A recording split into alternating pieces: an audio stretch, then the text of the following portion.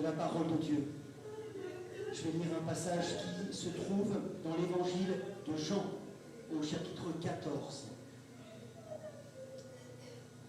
Que votre cœur ne se trouble pas. Croyez en Dieu, croyez aussi en moi. Il y a beaucoup de demeures dans la maison de mon Père.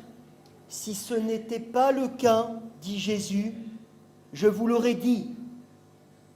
Je vais vous préparer une place. Et puisque je vais vous préparer une place, je reviendrai, je vous prendrai avec moi, afin que là où je suis, vous y soyez aussi. Vous savez où je vais et vous en savez le chemin. Thomas lui dit, « Seigneur, nous ne savons pas où tu vas.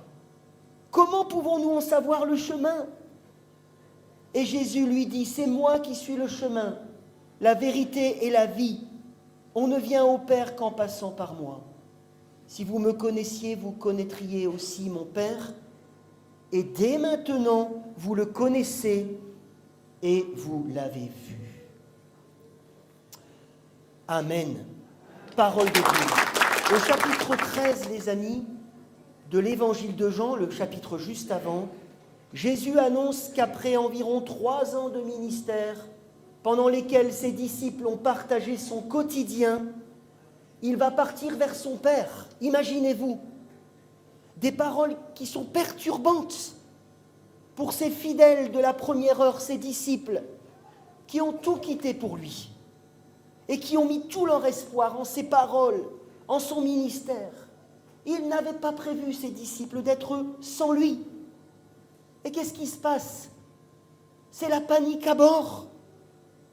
Pierre lui dit qu'il a envie de le suivre. En effet, comment affronter le monde seul? Et parfois on se le demande encore aujourd'hui, avec toutes les peines que nous avons. Mais rappelez-vous, mes amis, et c'est ce que le Christ dira, sans Jésus, un temps ne veut pas dire sans espérance tout le temps. Et ne plus le voir ne signifie pas qu'il ne sera plus à l'œuvre. Oui, la confiance placée en Christ ne trompe pas. C'est pourquoi au chapitre 14 que je viens de vous lire, Jésus leur donne une révélation que nous devons encore entendre ce matin.